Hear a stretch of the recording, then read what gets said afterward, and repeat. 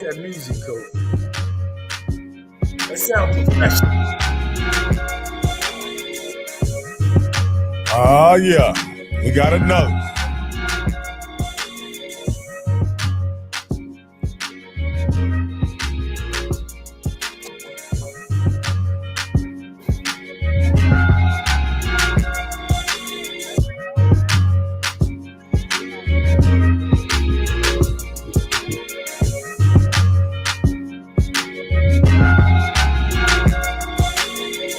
Give them a few more minutes to get in here, coach. They trickling in here today, coach. Oh, is that right? Oh, we don't wore them out, huh? But you know they go. Hey, coach. You know they gonna be here, coach. Oh yeah. They want to know. They want to know what A&T got, coach. Yes, sir. They want to know what Coach Gibbs got in store. What is upcoming season? I'd like to welcome everybody to HBCU Coaches Corner. You could be anywhere in the world, but you decided to be here with us. I'm your host, Rocky Miller, along with our featured host, none other than the SWAC legend himself, where one night in Mississippi, he threw for 6 touchdowns against the vaunted Mississippi Valley. What's their mascot, coach? Devils, baby. The Delta Devils. The Delta Devils. In an attempt to pull out a heroic victory, he came up just short to Whitley Satellite Totten and the legend himself, Jerry Rice. Yes. With no further ado, I'd like to welcome my man and the host of this show, none other than Johnnie Cole.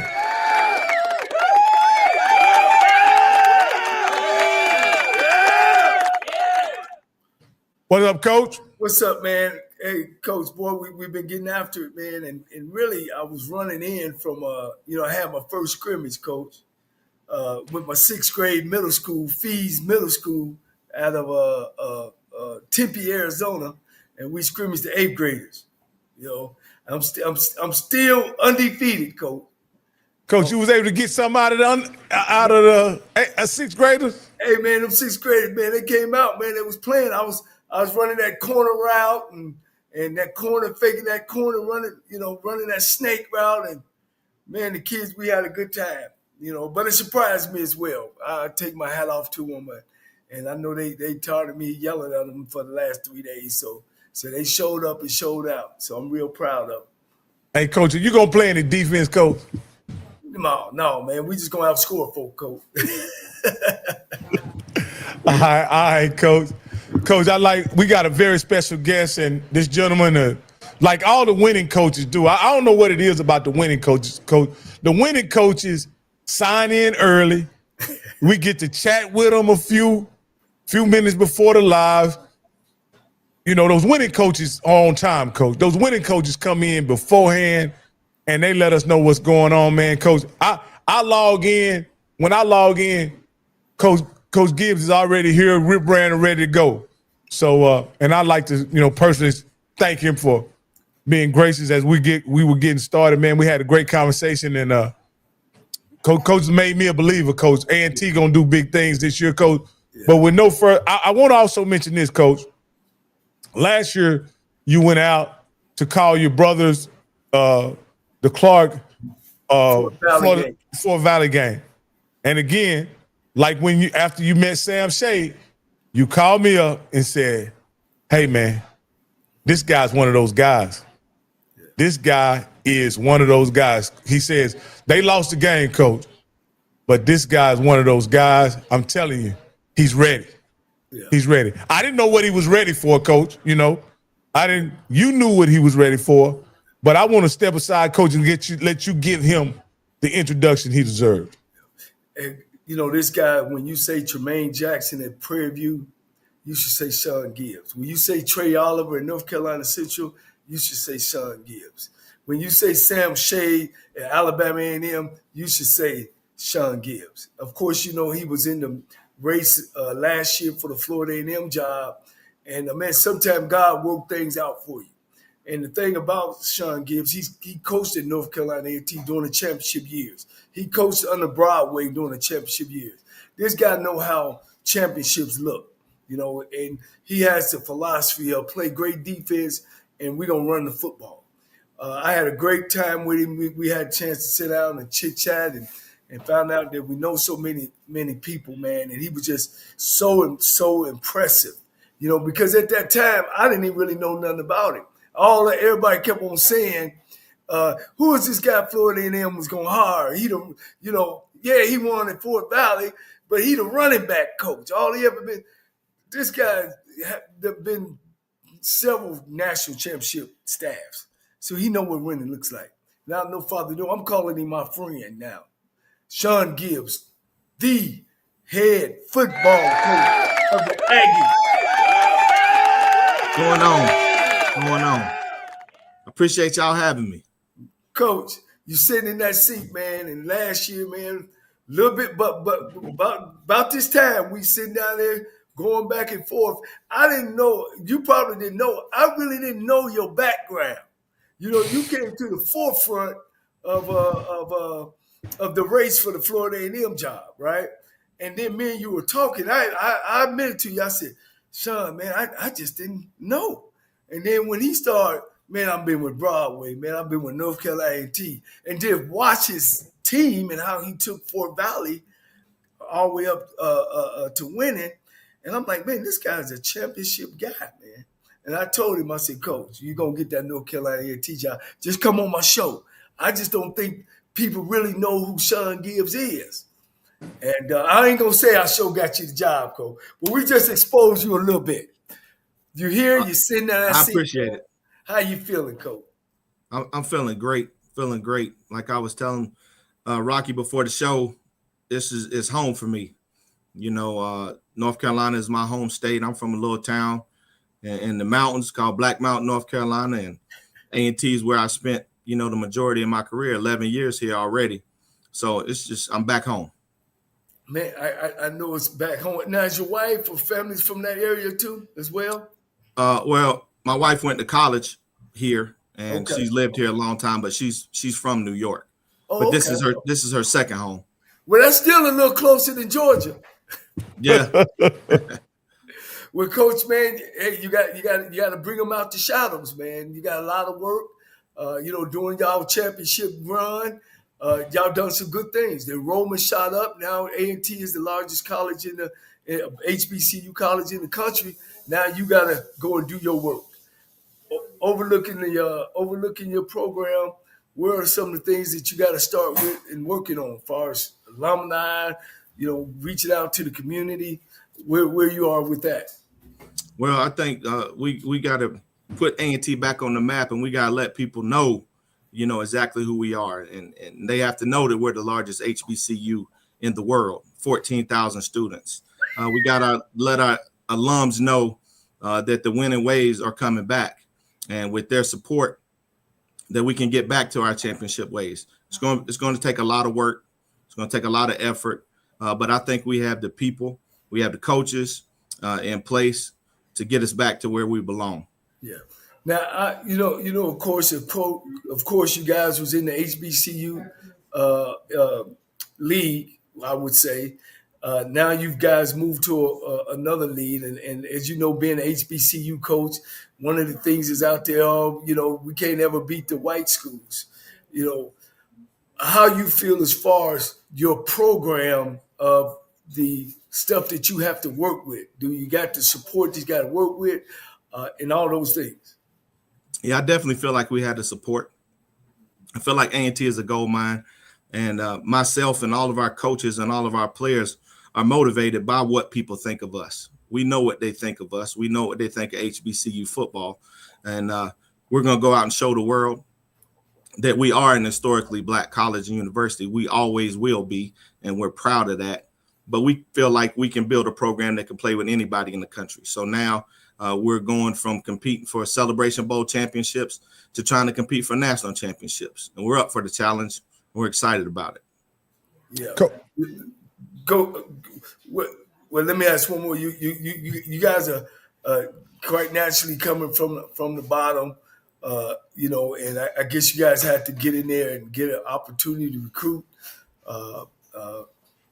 How is your recruiting going, or did you lose a lot of players? Did you have to bring a lot of players with you? Well, I brought 4 players with me from Fort Valley State, and we brought in about 20 new kids. We didn't make wholesale changes. And like I was telling Rocky, I just didn't feel like that was the time to do it. A lot of these kids here have been around here for a long time, and they've worked hard, and they just want a chance to be a part of a program that can be competitive. And we're not void of talent. Now, we don't have nowhere near the talent that we need to compete at the level that we're going, but we're not void of talent. We got some guys that can play some football around here, and we brought in a recruiting class with a couple guys that can play as well. So I think the future is bright, but I'm excited about the present, and I'm ready to see this team go play on the 30th against Tennessee State. Yeah. Oh wow! We open up with a ball. Go ahead, Coach. No. Coach, I was going to ask your question since you were slow to get to it, Coach. Your question is usually, you got the job in this spring, and you had to assemble a staff. Can you talk about some of the guys you brought on this staff, understanding that you had been here before, you had lots of success? What was your strategy with hiring those guys, and what were you looking for in building the coaching staff? Okay, well, I was looking for good people, first and foremost, guys that can recruit and guys that can coach football. So I was able to bring my defensive coordinator, Denzel Jones, up with me from Fort Valley State, who I believe is one of the bright young coordinators in the country. So he's our defensive coordinator.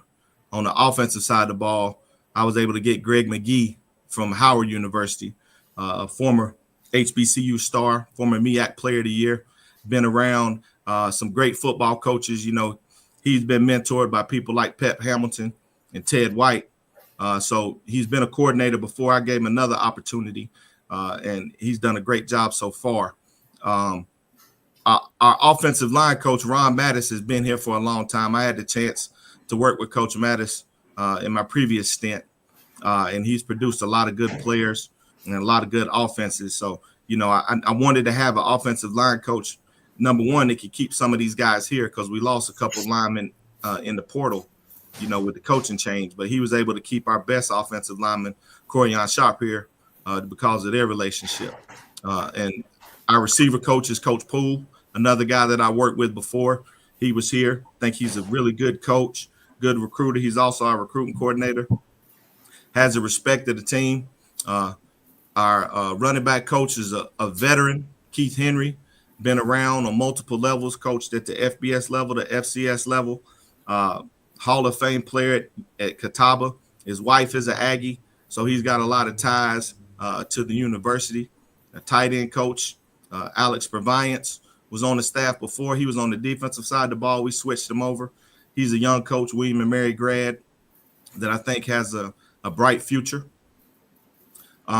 And then on the defensive side of the ball, probably our biggest get was we were able to get Coach Courtney Cord, who was the defensive coordinator at North Carolina Central, to come over and be our assistant head coach and defensive line coach.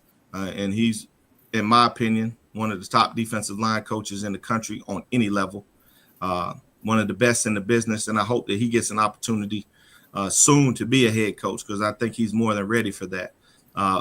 Also, was able to get another guy from North Carolina Central, Tony McCray, who played ball here at A&T. He was a part of our first Celebration Bowl championship in 2015. Was able to go on and play some pro football with a couple teams. Really bright coach, really good recruiter, really good guy for the program. And he was one of the guys that I just had to get because he was absolutely the best leader as a player that I've ever been around. Coach Jones is also coaching our linebackers as the defensive coordinator. And then the last guy on the defense was Coach Terry Lance. And Coach Terry Lance was here with us in those championship years before.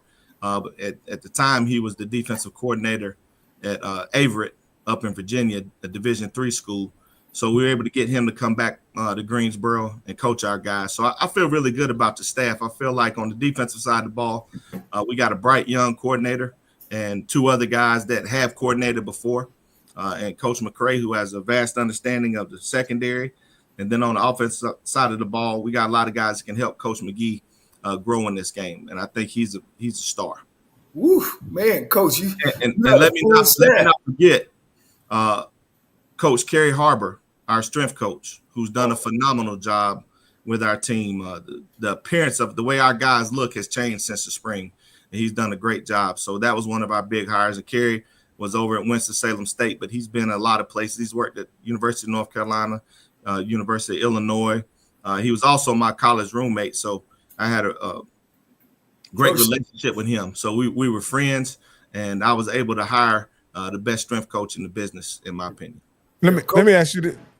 I want to ask you one thing. Are you and Coach Oliver still friends? I know y'all grew up together. You took all his dang coaches.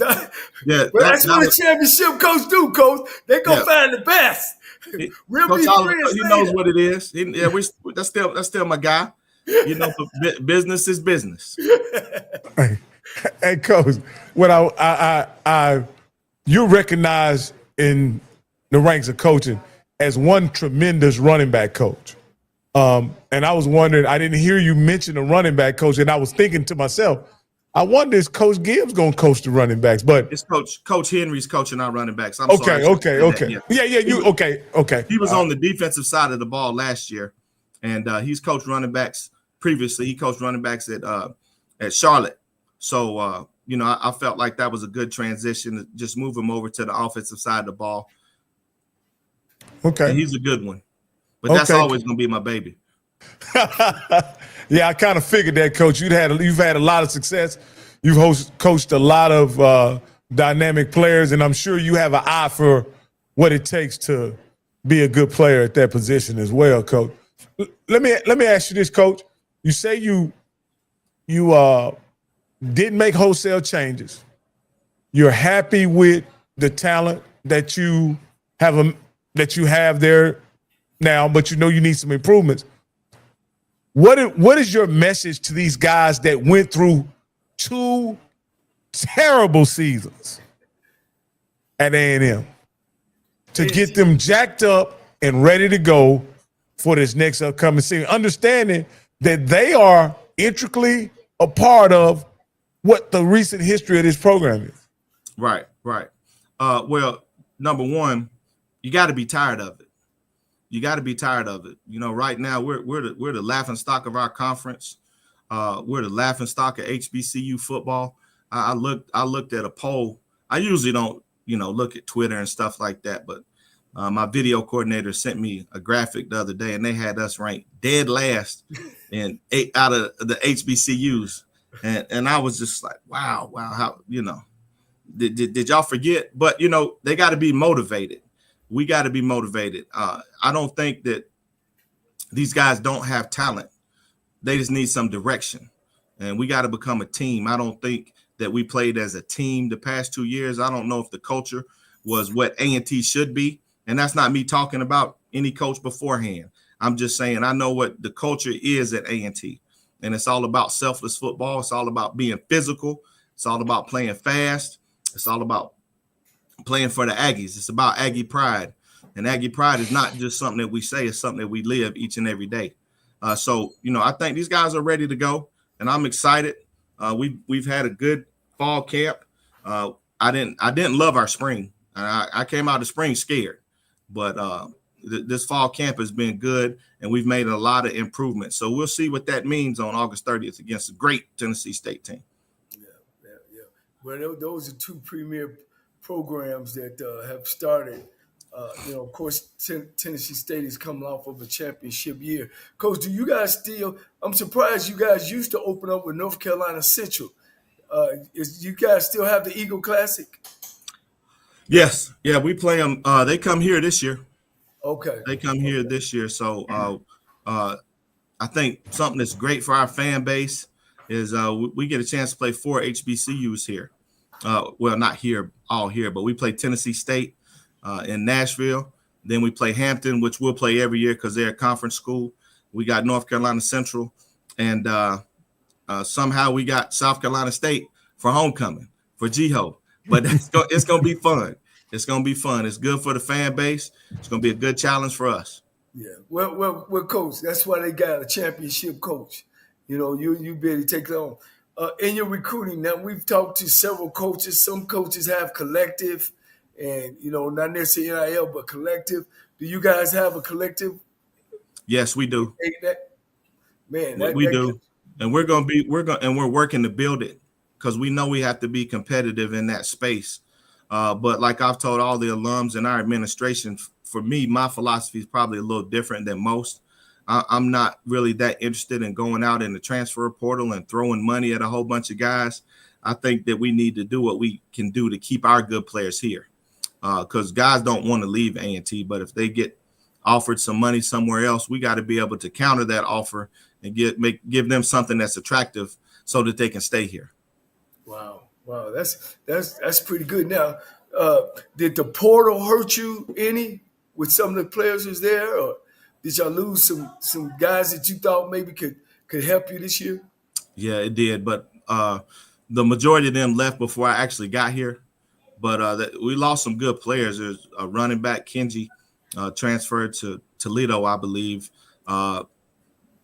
Prunty, who is probably a pro corner, he transferred to Wake Forest, lost a receiver to Memphis, lost the offensive lineman to NC State. So, you know, some guys were lost, but, you know, we were able to keep Corian Sharp, who had some interest in the portal, and people tried to get him, and Aaron Harris, one of our corners who's a dynamic player. We're able to keep those guys around. So we lost some, but we were able to keep some as well. Yeah. Now, the coach, you got some great coaches up there. Have you had a chance? I know you hit the ground running. I mean, you talking about Bill Hayes and Coach Washington and Coach Broadway. Have you had a chance to sit down with them any, or you just been keeping your head down and grinding? Well, Coach Hayes was just at practice on Saturday. Okay. So he's been around, and I've had a chance to talk with Coach Broadway, talk with Coach Wash. Coach Wash has had some back issues, so he hadn't been able to come around like he wants to, but I'm sure he will once he gets all the way healed up. But, yeah, those guys have been in my corner not only here but throughout my career. So I know that I can always lean on those guys when I need to. Yeah. And what a group of coaches to lean on. Yeah, coach. That's like an encyclopedia of football. Yeah. Right. Yeah. We were able to have Coach Hayes on our show. Of course, he's gotten the statue built over at Winston-Salem, which is you know, great for him. Coach, going into the year, I know you don't evaluate and seen everybody on film. You've been on a national championship at Grambling. You've been on a national championship at A&T. What is this league about? Is it winnable? Is it you know, opportunity for you to be the second only HBCU school to win a predominantly white conference? Well, it's a good league. And make no mistake about that. There's some good football teams in this league, but I believe that we can play with anybody when we put our mind, our heart, and our soul to it, and we believe that we can play with them.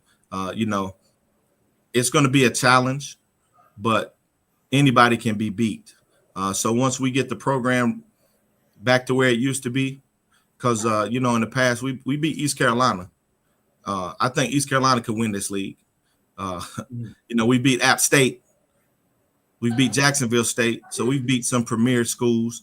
So it's been proven that it can happen right here at A&T. We just got to get the current guys to buy into that, to believe in it, and most importantly, to understand how much work it takes to do that. You can't just do the normal stuff and roll out there and beat good teams. You got to prepare. And I think we've done a good job of preparing this summer. We've done a good job of preparing during fall camp. So now it's just about our preparation each and every week. Yeah. You know, Coach, man, you've been in the CIW, I mean the MEAC, the SWAC, back to the SIAC, and back to and you know, this is HBCU channel viewers, and you know, it's always that myth that, you know, black coaches can't beat white schools. And what difference do you see from Fort Valley, SWAC, MEAC, and now what is it, the Big South? The CAA. the CAA? I think it's the discipline. You know, a lot of times when our schools get in these situations where we play the schools from the white conferences, we have the talent. We don't have the discipline. We don't have the structure. So we're going to make sure that we have the structure. And then now it's all about having a discipline. But discipline doesn't start on Saturday when you play. You know, that's all throughout the week. That's all throughout the offseason. That's on and off the field. We say around here, how you do anything is how you do everything. So the discipline starts in going to class, making sure that we're going to the training table. We have a lot of stuff in place here that most schools don't have, especially HBCUs, but even schools on the FCS level. We have a training table. These guys can eat. We got a nutrition. We got a dietitian. These guys have snacks and stuff at practice. So we're building. We just got to get it to where, it's sustainable and consistent. And once we do that, I think we're going to make some noise. Yeah, I was going to say structure ain't just the coaching staff. Absolutely. Structure is what's around the staff, too, that everybody that's involved with athletics in this football program are on the same page. Is that what you're feeling and believing? Absolutely. And I think we are. Everybody's on the same page. Everybody's on board. Everybody wants a winner. Now it's just about making everybody understand what it takes to have a winner and to be consistent and win year in and year out. So it's going to be a process. We know that, but we're working hard. Oh, let's go to them players offensively. Is it a guy that you can say, hey, this is the guy you guys maybe can look for, or have you named your quarterback? I know next week is the last week. Have you named your tailback? Just let's talk about the offense. Who's going to be the superstars that you think? Okay. Well, we haven't named a starter at quarterback yet. We got a competition going. Braxton Thomas is a redshirt freshman that was here out of Florida. Good player, big kid, can run, has a lot of arm talent, had a really good camp. And right now he's competing with Champ Long, transfer we got out of University of Maryland. And Champ is one of those guys. He's a way better athlete than he looks. He's one of those guys that's real smooth, so you don't realize how fast he's moving. And he has composure, some of the best composure that I've ever seen. And our starter from last year, Kevin White, who broke his leg on the Friday before the spring game. Oh, wow. So, he's healing from that. He's progressing. He's practicing. He's just not full go right now. And when he gets back, that'll add another guy to the competition. So I feel good about where we're at as far as the talent in the quarterback room. But like I know, it's all about staying healthy and protecting those guys. But I feel like we got 3 guys that we can win with, really 4. Austin Hooker, who is a legacy guy here. He transferred back to A&T from FAM. He tore his ACL in the spring. So hopefully, he's really progressing. We might get him back midway through the season. So, we got some guys in the quarterback room who I feel good about. The running backs, I'm excited. Now. We got a couple that can go. Wesley Graves is a guy that's been around here for a long time. He's a solid kid, very physical runner, about 5'9", 225 pounds. So he's a guy that can really pound the rock for us. We brought in a transfer from Wofford, JT Smith, who's a really good player. He's a playmaker. He's not the fastest guy in the world, but he just makes plays. He's an elite receiver out of the backfield. He has elusiveness, and he'll run you over if you get in the way too. Shamik Blizzard was a guy that was here before, another really good running back that's had some success in the CAA before. He had a 100-yard game last year. And then we got a young freshman who's a legacy guy by the name of Jalen Hicks, about 6'3", 205 pounds, and explosive. He had a 99-yard touchdown in our last scrimmage. So I feel good about the running back position. I think we got some talent there. Same as the quarterbacks. We got to stay healthy. We got some receivers. Javon Dillard out of Georgia. I think he's one of the better receivers in the conference. Monty Jones, who's primarily known as a return specialist, is a guy that's really flashed for us at the receiver position. So, and a couple young guys, Michael Carlock with a lot of talent. So, at the skill positions on the offensive side of the ball, we got some guys that can play. And then up front, I think we'll be solid.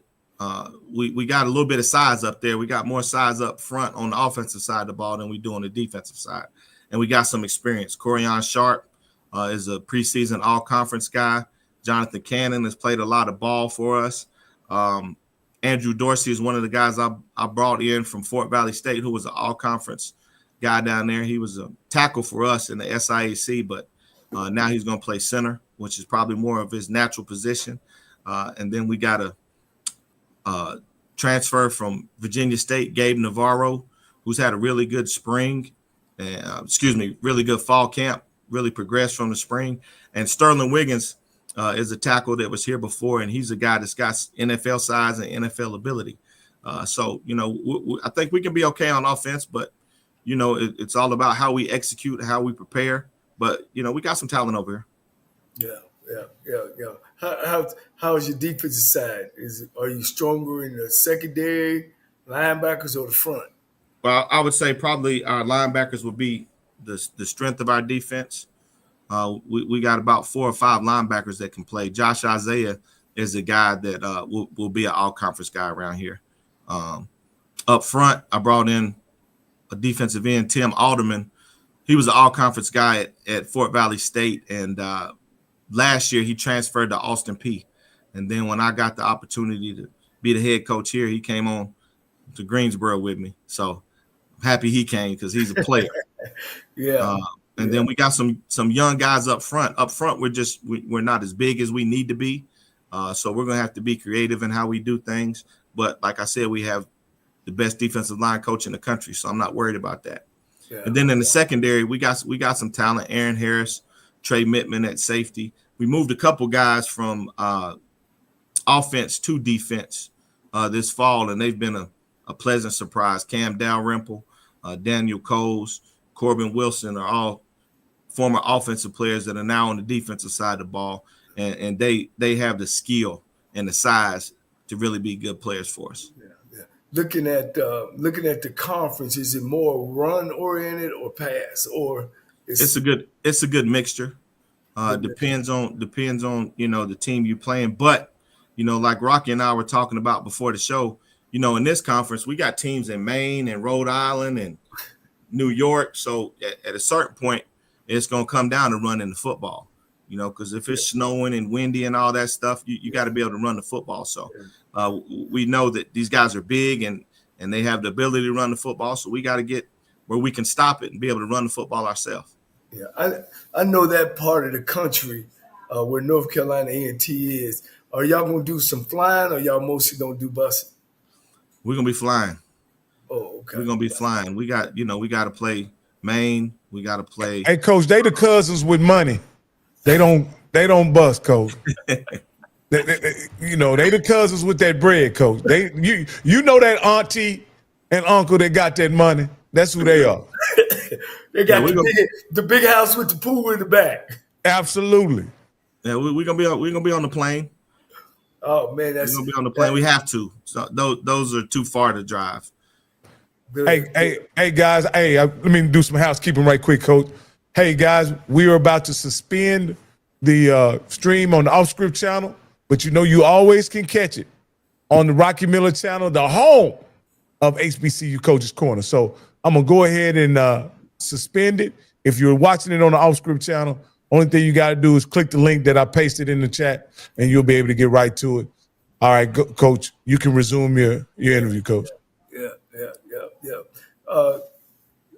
Coach, coaching up there at T, have any of the memories come back? Do they still got all the trophies y'all won up there? We got all the trophies, and the thing that I'm trying to do, Coach Cole, is make sure that we bring all the old players back and get them around, so these guys understand what it is to be an Aggie. So we've told all the players we got an open policy: just show up. Just show up and let these guys know what it means to be an Aggie. Right. We had quite a few show up at the our last scrimmage. Some of the former alum football players were able to come out and support our guys and feed them, and it was a good time. Yeah. Hey, Make sure you do this though, Coach. Make sure you tell them now. Look here now. When game time start, now y'all got to move to the side because y'all ain't been at practicing on film session. Oh, You know, I've right. been at Black College, and you have all them ex-players. They coaching during the game. They ain't been in one practice, one meeting, but they coaching. Yeah, I'm gonna have to call security on them if they do that. Hey, Coach, you guys have an interesting history. I came into the HBCU arena with Dion. That's how I got here, Coach. That's why I'm here, Coach. And so what I do understand, though, you're one of the schools that I had a information about because you guys would beat those perennial powers in the FCS and FBS and beat FBS schools. And so you guys had a reputation of being a great program. Then after I kind of do my history on HBCUs, you guys were really the HBCU boogeyman for a long time. You know, you guys will really put it on people in the MEAC, right? And then you guys decided to go to another conference, and it seems like when you went to the other conference, the profile of your program, the performance of your program kind of tapered off. Can you talk about what you had when you were there and why y'all had this tough time since you guys moved from the MEAC conference? Well, yeah, when we were in the MEAC, make no doubt about it, you know, we were the most dominant program in HBCU football. If you look at the past 10 years, we got 4 Celebration Bowl victories. So we've been there and done that. Now it's time for us to move on to bigger and better things.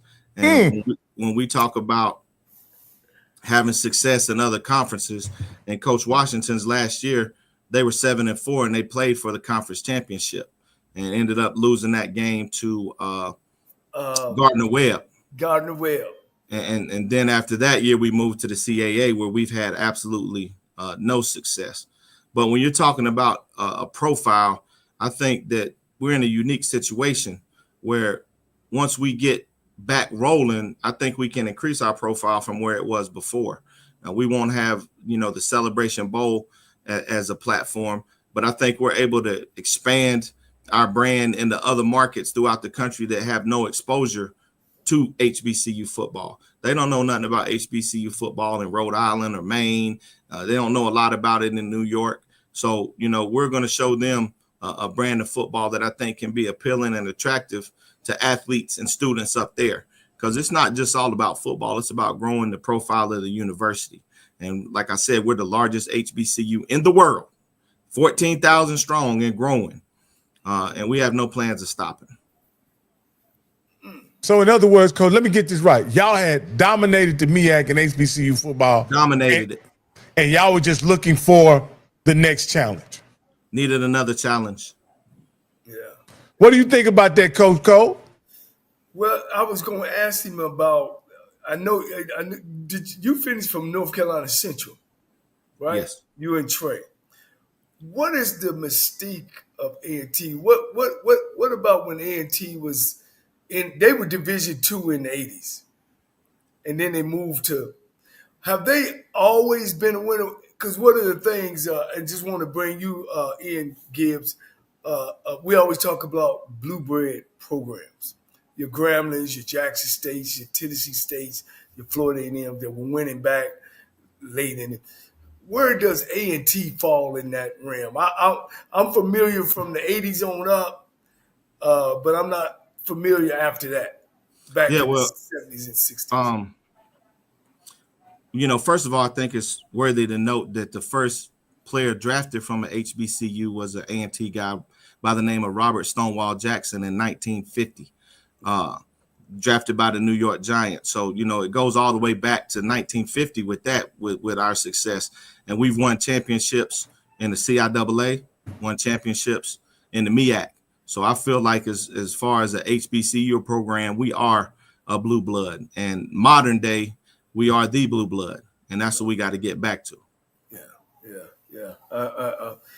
That's very important. It's also important to let our audience know because, like you say, up in Maine and Connecticut and places, people got this thing about HBCUs and we don't have enough helmets or shoes or that's not A&T and probably never been that at North Carolina A&T.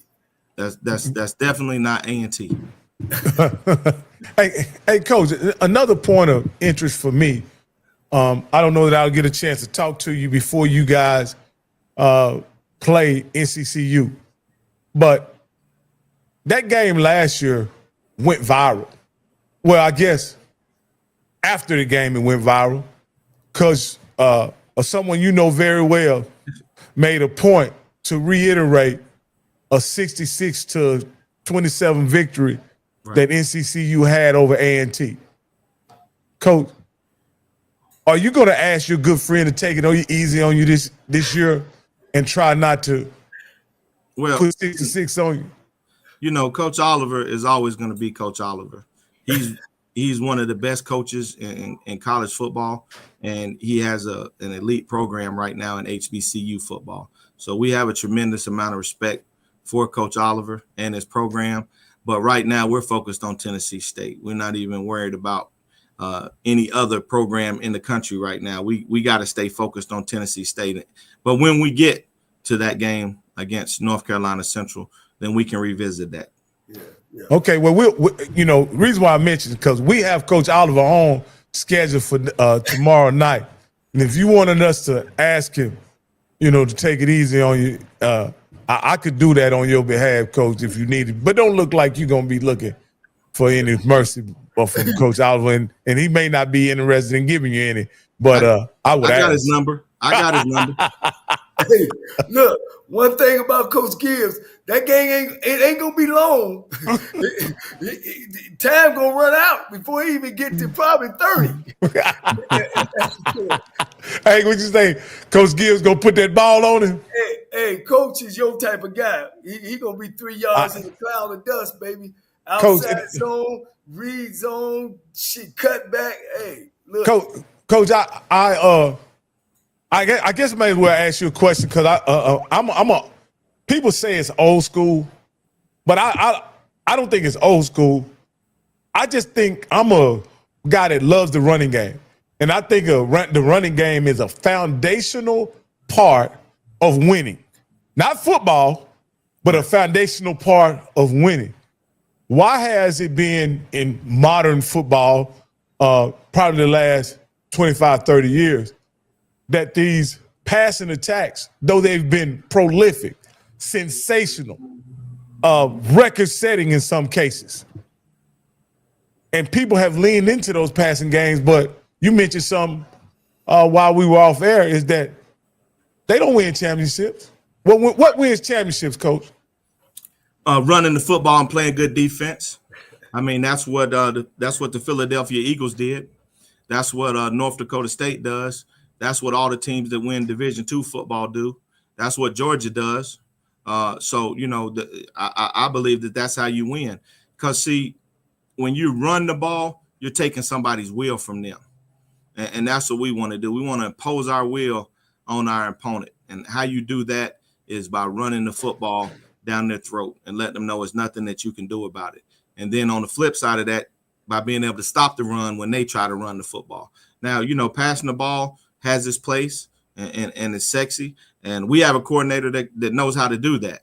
But our philosophy is we want to establish the run and play good run defense. Hey, Coach, as a head coach, I always wonder, and I've asked Coach Cole the same conversation. As a head coach, when you have an offensive coordinator that's aggressive, that's hyper aggressive, even hyper aggressive in the passing game, do you have to sometimes dial it back and say, hey, stick to the run? Let's, we had a lead, kind of remind those guys in the moment that what the objective is. Because Coach Cole is always talking about, he's always thinking points. But do you have to kind of manage that sometimes as a head coach? Well, absolutely. Sometimes because the offensive coordinator, his job is to score points. So that's what he's thinking about. But, you know, as a head coach, we got to play complementary football. So there might be times when it's better for us to try to run the ball, keep the ball on the ground, to run the clock, or things of that nature. So there'll be times when you might have to step in as a head coach and let the coordinator know what you're thinking. But I don't want to be a head coach that's a micromanager. I mean, I hired the guy for a reason because I think he's a heck of a coach. So I'm going to let him do his thing. But if I have to step in, then that's my job. I'll step in. Yeah. Coach Cole, let me ask you this here, Coach. You talked about times where you stepped in as a head coach, and you also talked about times that your brother has stepped in and made suggestions. What do you think the role of a head coach in that situation truly is to kind of manage the game? And because you've been an offensive guy your whole life, but you also been a successful head coach. Well, I mean, you know, and Shawn, you know, this stuff should be discussed way before. Right. You know, once you come in and you talk about, you know, what's our philosophy. What you have today is some coaches. You know, Shawn's a championship coach. You know, like he said, yeah, my guy can spin it, but this is my show. You know what I mean? And I'm pretty sure he's talked to him about it. You know what I mean? And same thing with me. I'll come in and say, this is what we want to do. You know, this is what we want to do on the defense side of the ball. And you got to get them things out the way. And that's why a lot of times, and Shawn appreciates this too, you can't hire your friend sometime right up underneath you unless he got the same philosophy that you got. Because during them game time, you know, and it can get real ugly down on that football field. I tell you, you know, we playing in the championship game with LC, Shawn, and you know, LC my brother, and it's 4th down and 1. And hell, Shawn, I had 3 guys on my offensive line played in the NFL, and it's 4th and 1, and they up 34-19, and we down like on the 12. And, you know, I'm ready to call. We're going to run that power. You know about that power, Coach. Right. That's God's play. That's God's play. And and we called timeout, and the kids was like, man, Coach, we know what it is. And my brother happened to call up top, and then the defense coordinator said, no, man, let's kick it. And my brother said, we're going to kick it. Hey, I did little brother on him, Gibbs. I threw my paperwork up in the air. I flew it out. I said, hell no. Man, we ended up calling another timeout, man. Word come down from upstairs. Guess who it was, Shawn? My mama. Tell Johnnie stop showing out down there. This true story, Coach. And then LC, man, come on back. And they pulled us together. What we going to run? I said, shit, what we going to run? And the kid said, Coach, we running power. And we end up running it off tackle, man. Not only getting the first down, we went on and scored. So if 2 brothers sometimes can knock heads, you know what I'm saying? The philosophy and speaking about it and talking about it, man, you know, it's real important that everybody knows the head coaches are in control. And Coach Gibbs, you more of a CEO head coach. Is that correct? Yes. Meaning that you don't call. I want to ask Coach Cole this situation. Why did you never feel appropriate to hand off play calling as a head coach? Me or Coach Gibbs? No, you, Coach. Man, I couldn't do nobody like that, man. Shawn, you be looking like, man, I would have did this on that play. Man, I would have done this. And if they, you know, I'm a fast guy. You know, I'm a tempo kind of guy. You know, when I call one play, I'm already thinking 2 plays up. If we get it, this is what I'm going to do. If we don't get it, this is what I'm going to do. I think I got a natural, I was pretty natural about being a step ahead all the time. And Shawn know it. I mean, you know, he know that offense and what he want to do way advanced before the play even called, before whatever's going on. So I just didn't want to do nobody like that. You know what I mean? Because I'd have been second guessing them and all that kind of stuff. So, and then money wise is the reason too. Right. Let me ask you kind of what I did. You know, initially, because I've been a running back coach and special teams coordinator. So when I was first at Fort Valley State, I couldn't get the special teams up because what you said. I didn't want to do that to anybody. But now, I feel comfortable. Some guys have learned what to do, so now I've handed the reins over, and I just sit back and kind of, oversee it, make sure we're sound, and as long as we're sound, I can live with it. So special teams is one of your babies as well. Special teams and running backs and recruiting. So, Coach, you didn't call plays at Fort Valley either? No. I had an offensive coordinator. Yeah, Coach. What up? You've been under some championship coaches, Coach, and let's just go through one, and you kind of say what you kind of learned from them. You started off with Bill Hayes, right? What are some of the things that you learned from Coach Hayes that you use now, or sometimes you think about, man, what would Coach Hayes do? Well, Coach Hayes' main thing is recruiting. He was one of the best recruiters out there, and a guy that could really develop talent and could see the best in people. When you look at all the pros that he produced, none of these guys came in here with 5 stars or 4 stars or 3 stars. A lot of those guys had 0 stars. So he was able to go out and establish relationships with the local high school coaches or high school coaches throughout the country and find some diamonds in the rough. And he was always recruiting. So that's mainly the big thing I got from Coach Hayes. It's all about recruiting. You got to have some players about the Jimmies and Joes, not the X's and O's. Yeah. And then now you kind of started your career up under him, right? Right. And then you went with Rod Broadway, national championship coach at North Carolina Central, at Grambling, and in North Carolina A&T. Good Lord. How was that, and what were some of the things that you picked up from him?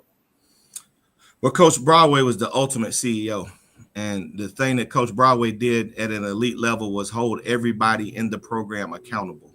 If you had a job, it wasn't good enough to just do your job. You had to do your job well. So he did a good job of holding all the coaches accountable. And we're on live right now, but stuff rolls downhill. So when he's on the coaches are actually going to make sure that they're on the players. And then the players will make sure that they're on each other. So holding people accountable was the main thing that I learned from Coach Broadway, as well as managing people. He was a great manager of people.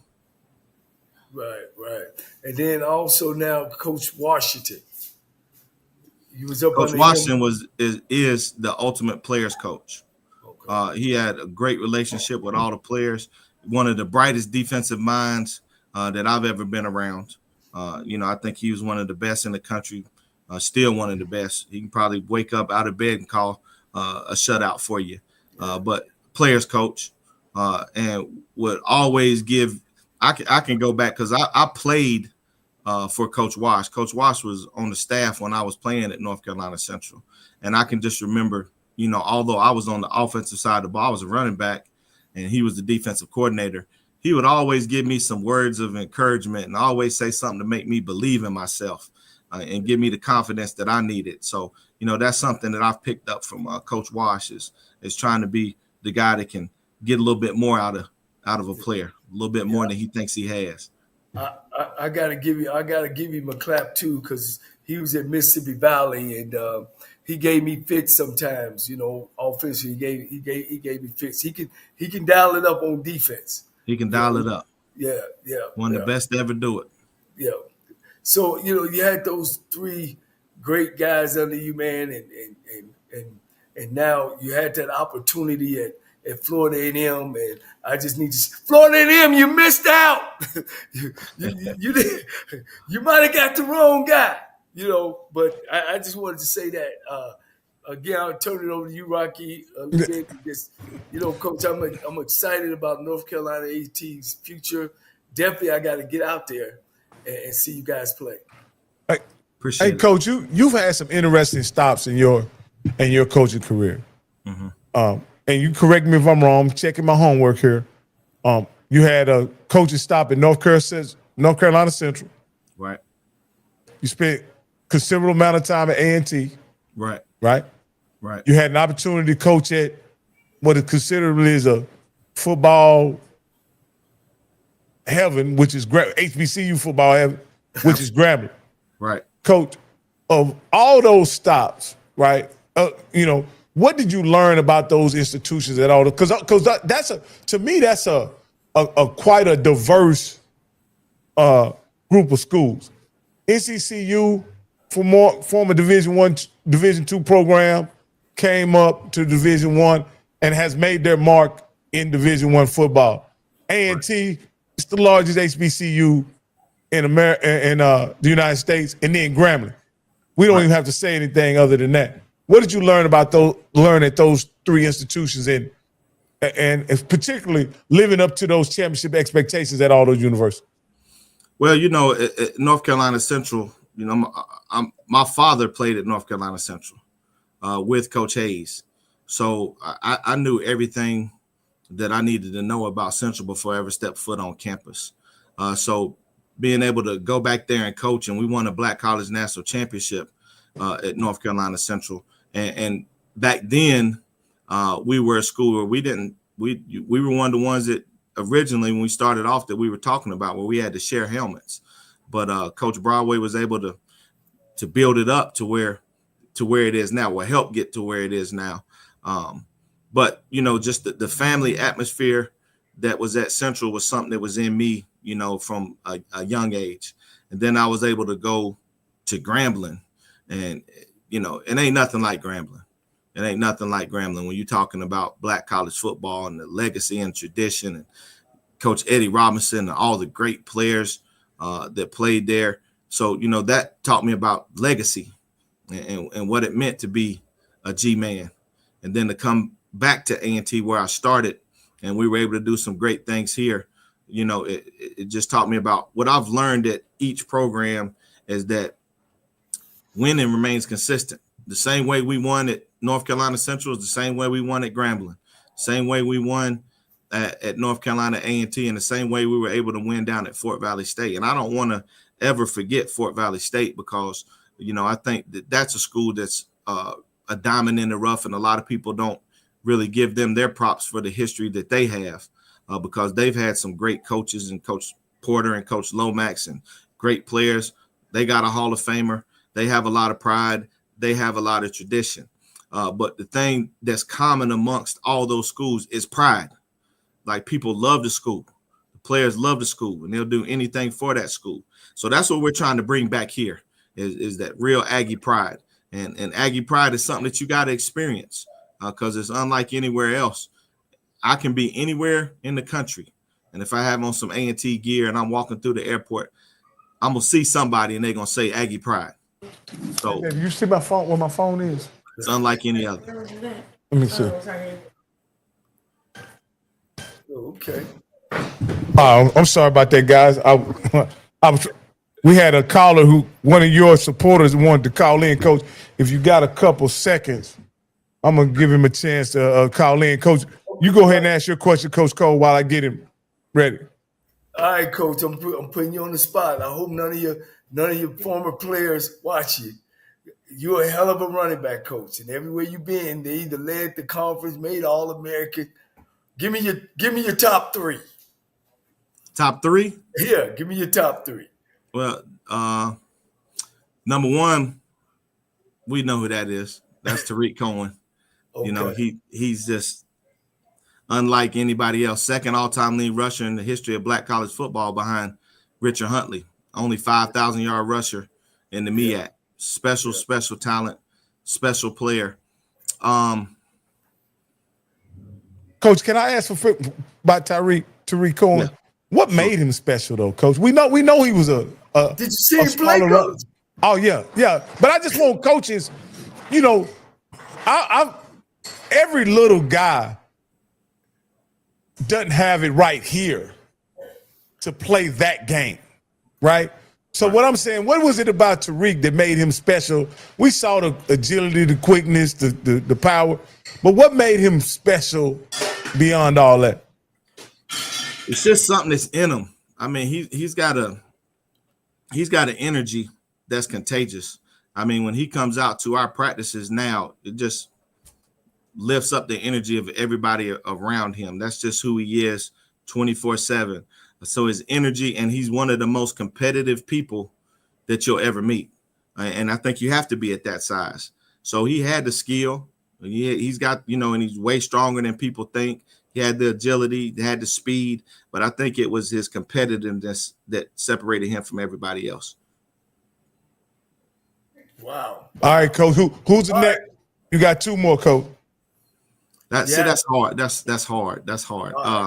Because you had All-American in Grambling too now. Frank Warren, head coach at Parker High School in Birmingham, just won a state championship. Yeah, and he was a great one. He could do it. And he's a special guy too, because like Frank wasn't the fastest guy in the world, but he was just so effective. He had a feel for the game, which you can see now that he's a head coach. He just understood the game at a very high level, and he was another guy that was competitive. Now, if you start talking to Frank and get him going, you got something on your hands. Jermaine Martin, who we had here at A&T, he was a HBCU Player of the Year. Bayshul Tootin, who's with the Jaguars, was here at A&T. So I've had so many. It's hard. It's hard. Roy, can you hear hard me? to rank them. But I can. Emmanuel Wilson. All right. So you hear me? Yeah. Okay. I'm gonna let you come in just a little bit. Keep your background sound down. Rocky, you gotta cut noise down. Yeah. Oh, y'all can hear me? Yeah. I'm sorry, guys. Yeah. I apologize, Coach. Cool. I didn't mean to interrupt you. I thought I had you off.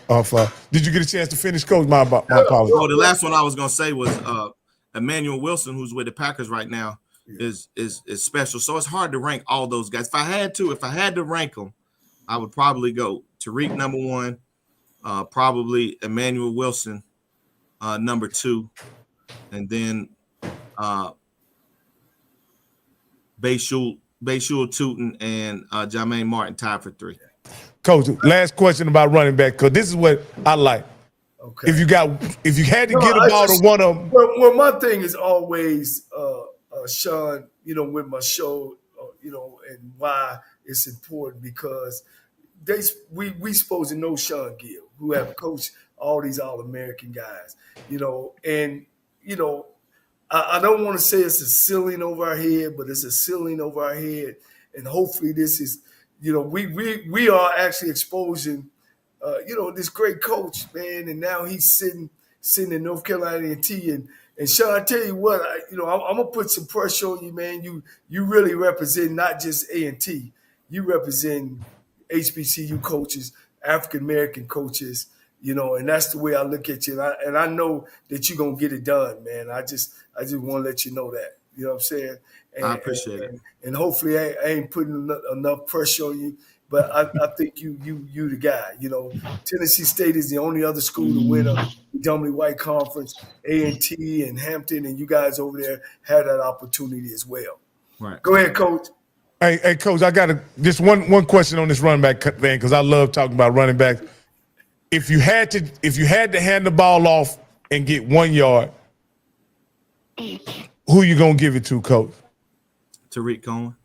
Okay, I got you, Coach. Hey, we got a caller. I believe this is A&T Roy. A&T Roy, you're live on HBCU Coaches Corner with myself, Coach Cole, and the head coach of North Carolina A&T, Shawn Gibbs. Hey, what's happening, gentlemen? What's going on? All right. Hey, Coach Gibbs, this is A&T Roy, the greatest Aggie. Number 1 fan. Number 1 fan, baby. Hey, listen, they know it. So, Coach, I've been telling these guys that it's a new day in Aggie land. That the enthusiasm, the buy-in, and the program is a whole different thing than what we've seen in the last 2 years. Yeah. I think that well, number 1, the fan base has been, I can't even put into words how supportive they've been of me and my staff. And then the players, they're ready to win, they're ready to work. So now we just got to go out and get it done on the field. That's what it's about. We got all the support in the world. People want us to be successful. Now we got to go out and do it. Yeah. Hey, is this your first time on the show? Is this your first time on the show? Oh no, Coach Cole. Remember I called in maybe last week, a couple other times. So let me say this. Apparently, Tennessee State has now opened up the visitor side of Nissan Stadium that they hadn't done in a whole long time for our game that's going to be over there on the 30th. So the Aggies are going to be in town, baby. Maybe they just think y'all going to be rowdy and they don't want to be associated with y'all. Call it what you want. Aggies going to be in town, baby. Oh, wow. Hey, what do you, Roy? What does the fan base truly expect out of Coach Gibbs? Y'all had 2 horrible seasons, Coach. A&T Roy, 2 horrible seasons.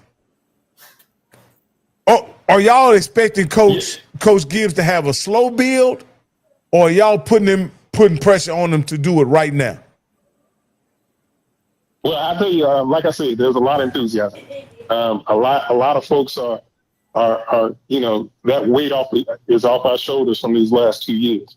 Now, I will say, I think there are some folks that absolutely want us to come out with a winning record, want us to go to the playoffs. But then there are also folks who really understand, man, sometimes you got to take some time to turn around. And then, of course, we got those in the middle. We just wait to see, but we're going to be rooting for our team and supporting coach and everybody in what they're doing. A&T Roy, I'm not as in tune into the East Coast schools and what happens over there, but according to who was available. Hey, Rocky, can I ask you a question though? Sure. Because everybody says this, and it's an argument, I guess, is going all over. But why y'all keep calling us East Coast? Like we the South. I don't like when y'all do. We the South. We not okay. East Coast. We the South, man. Okay, Coach. All right. Hey, all right. Let me say this. I'm not on the southern southeastern part of that's the United States. I'm not as tuned into that area. East Coast Coach. is New York. We the Southeast. All right.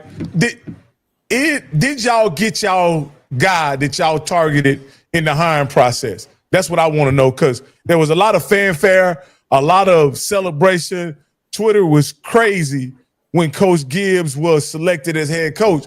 But I was just wondering, sometimes that's a lot of pomp and circumstance just to make the new guy feel kind of special and good. Or was he your guy? You asking me that? Yes. Well, I tell you, a whole lot of people say yes, he's our guy. And let me say this. Yeah, I think, and this is just coming from me, because Coach Gibbs had only had 1 year of head coaching experience when we first had the job open, that probably played a role in why he didn't come back, but he didn't get back. But got down there and did well. Opportunity came, man, and we went after our guy, because there were a lot of folks before saying they wanted him to be the coach, and Tariq Cohen being one of the big ones, Jermaine Martin being another one. So yeah, I think that kind of played a role in it. But man, listen, with what Coach Gibbs had done and did when he was at A&T before, the success he had, especially with running back you and some of the coaches he brought back, man, we got championship coaches back on our coaching staff. We got Coach Washington as I think going to be a consultant. Man, we are over the moon in Aggie land, and we're going to support. Like I said, we're going down to Tennessee State. G-Ho sold out the rest of our tickets in less than 2 hours. So yeah, man, we're going to support this thing, and we're going to do what we can do. Hey, ask me, what you call him? What's his name? Big Aggie? Why I can't hear you. Say that again. What you call him, Rocky? A&T Roy. A&T Roy. Man, why at HBCUs we sometimes just won't hire the right guy? And if a guy had been at your school and he won, he got to go through hell to get that job. This man should have been back in North Carolina A&T. But that's okay. He back. He got some big experience from Fort Valley, as he said so gracefully earlier. They chose him, and he gave him that opportunity. Why we just don't go and hire? And one of the things, he's one of your own, basically, at the end of the day. Yeah. So, I wish every decision I made was always the right one, but sometimes I just don't get it right. And I think that kind of is what happened with us. Yeah. And the reason why I asked that, A&T Roy, the schools north of A&T, they hired celebrity coaches. They didn't get a career coach with experience in the SWAC. I mean, in HBCU football. They went out and hired Mike Vick and Deshaun Jackson. And I was wondering, was that going on amongst your fan base that you guys wanted? I don't know who you guys could have hired. Cam Newton, maybe, I don't know. But did y'all have some of that going on amongst your alumni and supporters? Hey, Rocky, before I answer your question, man, can you move a little bit to your right so we can see that A&T lock? Oh, my bad. If you show that A&T lock, your background will pop a whole lot better. You gonna move to the right so you can see. They all going, there, man. Going. No, keep going, baby. Stay right there. Hey, man, leave that up. Hey, listen. I don't think we've had that conversation in Aggie land, man. Listen, we're an institution unto ourselves. We're the largest HBCU on the planet. Matter of fact, in the universe. We are growing leaps and bounds. Man, we had 52,000 applications for North Carolina A&T. Our engineering program is like no other. So, yeah, we don't have to go down that road. We're not Delaware State, Norfolk State, that, in my opinion, they needed that kind of shot in the arm. We don't need that. What we need is what we got. We got a championship coach. We got a lot of backing behind us. All right, Roy. Hey, Coach, thank you for calling in, Roy. And we're going to get Coach out of here so he can get back to work. But thank you for calling in, Roy. All right. Thank y'all, man. Move. Hey, you still blocking that lock? Hey, man, you'll be all right. All right. Hey, Coach. Hey, man, you've been a good sport tonight, being on the show with us, man. You've been on here actually more than an hour and a half, considering how early you logged in, Coach. And I just want to personally thank you for being such a gracious guest, being patient, and really being really candid with us about your journey to North Carolina A&T. And I'm personally excited and looking forward to what's going on this upcoming season. And I hope you guys have a successful season. Coach Cole, anything you'd like to say to Coach before he has his last words? As always, Coach, man, appreciate it from the day I've met you. And I'm just glad I had the opportunity, man, to assist in any way I could in your upper mobility, man. I think you're a great guy. I think North Carolina A&T knocked it out of the box when they hired you. It's nobody on this earth right now that A&T could have hired that would have been better than you. Again, I appreciate your time and your effort, man, and good luck this year. Thank you. And I want to thank you guys for, number one, having me on the show, but also for doing what you guys do, because we need as much exposure as we can get for the culture. And it's always going to be about the culture. Yeah, we're in a predominantly white conference now, the CAA, but we're always going to be a HBCU, and we want to make sure that everybody understands and respects that we're going out and we're representing all of us in every game that we play outside of HBCU football. Same for everybody else. So not only us, but everybody, we got to up our game. We got to make sure that we're supporting our schools. If you want to support North Carolina A&T, you can go to AggieBoosters.com and help us out. But let's make sure that we're supporting all of our schools so we can get the culture back to where it needs to be. All right, Coach, and I'm going to put that link in the chat so that everybody can make that donation. It's important that we support all of our institutions, Coach. I can assure you that I'll make a donation to the Aggie. What it says, Aggie Boosters. AggieBoosters.com. AggieBoosters. I'm gonna put the link. I'll make my name will be on the roll. And I may even go in there and ask my wife for a few dollars too. She may got some she can throw in there, as she's an HBCU alumnus, Alabama A&M. So she's a supportive as well, Coach. So, but yeah, Coach, I want to thank you, Coach. And Coach Cole, you didn't get a chance to ask your questions, Coach. You off your game, Coach. You usually ask, why should, if I got an 18-year-old young man, why should he choose North Carolina A&T as his home for the next 4 years and beyond? Well, I mean, it's a bunch of reasons. Number one, because like we keep saying, we're the largest HBCU in the world. 14,000. Anything that you can accomplish has already been accomplished here. You want to run for president of the United States? Okay, Jesse Jackson. You want to go to the moon? You want to be an astronaut? Ronald McNair. You want to make it to the NFL Hall of Fame? Elvin Bethea. You want to be an All-Pro? Tariq Cohen.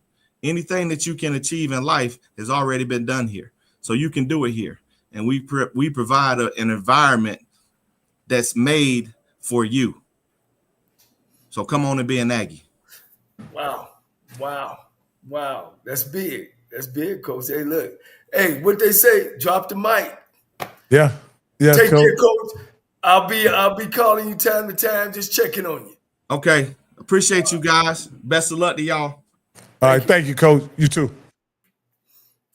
All right, man. That is a very impressive coach that North Carolina A&T has, Coach. You know how to pick them, Coach. When you lay your eyes on them, you know what it's supposed to look like, Coach. Yeah, Coach. I guess I've been around long enough and been around great coaches, before me, during my time, and now, after my time. And, all those guys, have that same it. They got the it factor on the inside. They are who they are when they coach. You know what I mean? They are about business and about taking care, not crying, not saying, I don't have this, I don't have that. They take whatever they have, and make it what they want it to be. You know what I mean? And folks follow them. And sometimes folks follow them, don't think they're right sometimes. But, when you're in that leadership role, man, you got to make some big time decisions. And sometimes people don't understand that. That's why the good Lord said, pray for the leaders. Pray for them, whether they're good or bad. You got to pray for them because they're making life decisions about people. You know what I'm saying? And so those people around them got to understand that, and that's why you got to be on your P's and Q's. You know what I mean? When you become an assistant to something and you want to be the head guy, you got to start acting like the head guy when you're the assistant. You got to think like the head guy think. And if you're doing that, then you're not making the mistakes and you're not lagging and lacking. And as I would say, you're not no slapdick that, somebody's got to watch over you to do your job, or you trying to cut somebody to get where you're trying to go. So all those guys from Eddie Robinson, W.C. Gordon, having conversations with them, Marino Castles, the L.C. Coles, the Rob Broadways, the Pete Richardsons, the Comedies, the Melvin Spears, the Doug Williams. I've had conversations with all these guys and even more, and of course, now that we're doing this show, I'm talking to championship guys. Hey, Coach, let me ask you this, Coach. I know you believe that Coach Gibbs is a championship coach. A&T has literally been the worst program in Division I HBCU football. My question is, as an administrator, sit in the AD spot for a moment right here. How much time do you give a guy like Shawn Gibbs at A&T? Well, you got to give him his full contract. If you sign him for 4 years, you let him finish 4. If you sign him for 5, let him finish 5. Because, Coach, you've been saying it all night. Y'all have had 2 awful seasons, god-awful seasons. So, he got to come from the dust. I know you North Carolina A&T, but you ain't playing Delaware State, Morgan State. You ain't playing these schools that you could come in there mediocre and you could jump out at even, because one thing about A&T, if they were still in the MEAC, they could buy the MEAC because they got the money and they put the money into their program. Don't ever think that money don't help a winning program. But they're in other programs that has money, paying good coaches, having everything that they need. He talking about they got a training table.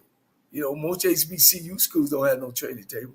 They got a collective. You say they got a dietitian, Coach. Yeah, and they got a dietitian. So they've made a commitment, or they're making a commitment to their football program. And so I think I definitely would give him 3. And I just feel anybody at that 3 mark, you should be, if you ain't winning it by 3, you should be 1 away. And then, of course, 4, you got to be rolling in there saying we're going to win it all. Yeah, Coach, I really like Coach Gibbs. I like what he represents. I like the path he took to become a head coach. But only thing is, you've mentioned and we've discussed at great length that administrators have gotten increasingly impatient with coaches. And I want to ask you this here. Do you think they're impatient because they're ended up hiring the wrong guys, or they're not giving the guys enough time? My mouth sometimes get me in trouble. But when you don't know the game, then you don't know who to hire. You know what I'm saying? That's a bar. Hold up, Coach. Hold up. Repeat that again. If you don't know the game and what you need in your program, then you end up hiring the wrong guy. You know what I mean? North Carolina A&T need a championship coach. We want to win championships. How many championships does this man got to be on? Prove that, if you gave me the ball and I'm in charge, I could take a team and lead them to a championship. And that's what he done. Whether it's irrelevant on what level he was on. You know what I'm saying? So when you don't know that, then you out there with the fanfare, and you're in the decision-making chair, and you don't really know the game, then you really don't know your program. Where's our program at? Is it, I think perennial losing programs, you got to go hard winning championship coach. If you want to win, you can't say that, oh man, I ain't gonna be able to get him, because we can't pay no money. I think that's just not true. You might have to get an older guy.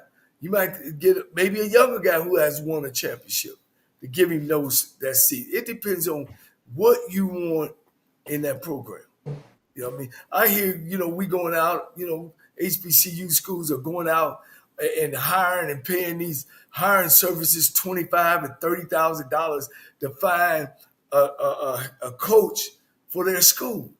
When that law firm probably don't even have an HBCU graduate nowhere in it. You know what I'm saying? And you're saying, oh, I want you to come and you know where I live at?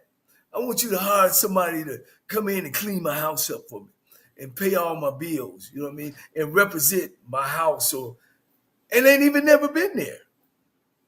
That's so ludicrous to me. When you got people like Doug Williams that you can call on, Melvin Spears, you got Rod Broadway, you got coaches, Pete Richardson, that you can call on and bring them in there and let them help evaluate and choose without going and getting these hiring services. I don't think a hiring service to be the head football coach, major schools don't do that, man. That's why they hire athletic directors. Presidents stay out of the way. Coach, do you think a guy like Bill Hayes or somebody like that, or Washington, who has maybe the ear of the AD or something like that, can assist the AD in picking the right guy? Especially if you don't know football. Yeah. Unfortunately, man, several schools have went out and got these hiring services, man, and they're not good hiring services. You know what I'm saying? Where the AD, I know AD, what my man down in Prairie View? Golf. AD Golf, right. I remember he talked, he knew. They helped him get on at Prairie View as an athletic director. That's a whole different, that's administrator. And so he played a major role, and he actually gave them the people who he wanted to hire. Not them go out and find nobody. No. These are the guys I want to talk to. Bring these guys in. And all of them was championship coaches. Chennis, McNair, Tremaine Jackson. You know what I mean? All these guys have won championships. It goes back to what happened at Florida A&M more than when Coach Gibbs was going through his situation. they ended up spending what, $70,000-$80,000 just to hire a guy that was already on their staff. Like the athletic department could have used that money, right, Coach? Shit, I'm telling you, Coach. They went through a hiring committee, paid them, let's say $50,000, because I'm sure they paid them somewhere around that, right, just to hire a guy that was already the interim coach. Yeah, Coach. I mean, it's so. Hey, Coach, we could have done that, huh, Coach? Let me give you the story of St. John's, how they hired Pitino. The AD came in. You know, St. John's is a basketball powerhouse, used to be. Mm-hmm. Yeah. And they want to get back there because that's money. Same thing, University of Miami. Same thing as Florida State. And the AD told his committee, y'all give me 20 names. And when he looked at the 20 names, and this you can read about it, he looking at all these guys. You know, ain't none of these no championship guys. What did he do? He went to the president and asked the president to talk to the board and said, this is what, if y'all want to win, we need to go get this guy, Pitino. And he went, and they gave him okay. He went and talked. Same thing as Colorado getting Deion Sanders. Same way, Coach. Same thing.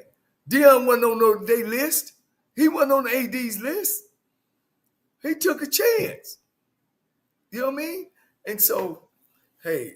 Now, Sergeant is saying that's not what happened at A&M.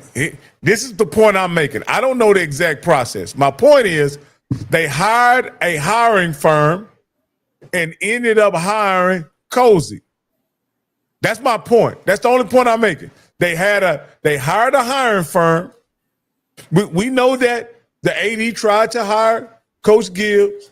We know that wasn't what the FAMU board and fan base wanted. We know all of that. We know, ultimately, all that was, they went through the whole rigmarole with the board meetings and all that. But ultimately what happened, Sarge, is that you hired the guy who was already the interim. And you paid a law firm to help y'all navigate that process. That's what I'm saying. When you could have used that money that you paid the law firm to buy helmets, shoulder pads, water, Gatorade for your athletic department. That's all I'm saying. And if the AD knew football, it was the right hire. I wouldn't reject that hire. You just came off a national championship team. I would have let him clear the house and hire his staff. Now I would have done that with Coach Cozy. Coach Cozy I don't think he was a bad choice. He was right there. He was the right hand man of Coach Simmons. So, but I am against going out and hire a firm to hire the guy that's sitting down the hallway. Like you said, that don't make sense. But we do that when ADs don't know the game of football. Delaware did it before they hired Jackson. They did it before they hired Jackson. I knew the AD over there. They went and hired a firm to hire the same guy at Delaware State before Jackson. Now the thing that I want to say this about Sarge says the AD was not like she could have hired Mickey Mouse and it would have been the same thing. You are correct. We did hire a firm, but that was because the AD wasn't trusted. So here's my point. Whether y'all trusted the AD or not, she made a selection of a competent coach, right? And y'all shot it down and forced them to go spend money to get a hiring firm to hire the guy that ultimately the fan base wanted. Can I say something? Go ahead, Coach.